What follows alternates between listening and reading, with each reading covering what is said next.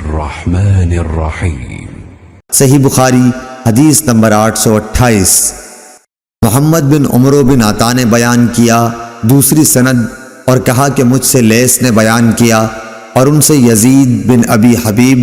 اور یزید بن محمد نے بیان کیا، ان سے محمد بن عمرو بن حلحلہ نے بیان کیا، ان سے محمد بن عمرو بن عطا نے بیان کیا کہ وہ نبی کریم صلی اللہ علیہ وسلم کے چند اصحاب رضوان اللہ علیہم کے ساتھ بیٹھے ہوئے تھے کہ نبی کریم صلی اللہ علیہ وسلم کی نماز کا ذکر ہونے لگا، تو ابو حمید ساعدی رضی اللہ تعالیٰ عنہ نے کہا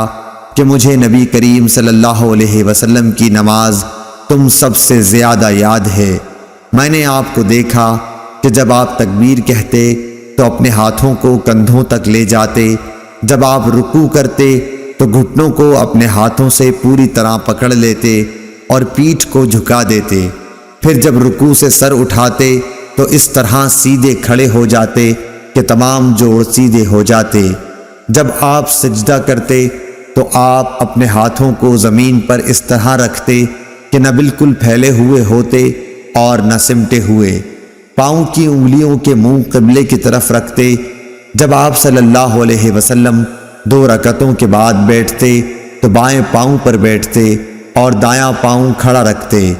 اور جب آخری رکعت میں بیٹھتے تو بائیں پاؤں کو آگے کر لیتے اور دائیں کو کھڑا کر دیتے، پھر مقعد پر بیٹھتے۔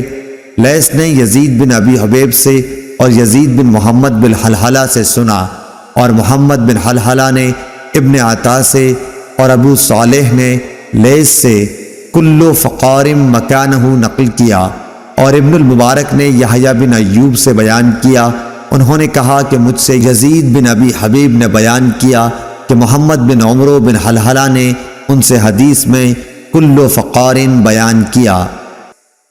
اللهم صل على محمد وعلى آل محمد كما صليت على إبراهيم وعلى آل إبراهيم إنك حميد مجيد اللهم بارك على محمد وعلى آل محمد